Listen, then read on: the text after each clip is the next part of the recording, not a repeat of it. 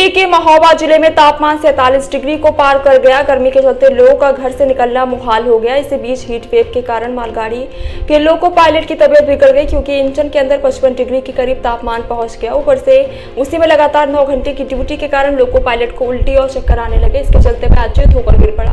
सूचना मिलते ही फौरन मौके पर एम्बुलेंस पहुंची और इलाज के लिए जिला अस्पताल में भर्ती करवाया गया। लोको पायलट की अचानक तबीयत बिगड़ने से महोबा स्टेशन पर मालगाड़ी करीब 2.5 घंटे तक खड़ी रही। दूसरे लोको पायलट के आने के बाद मालगाड़ी को महोबा से बांदा के लिए रवाना किया गया।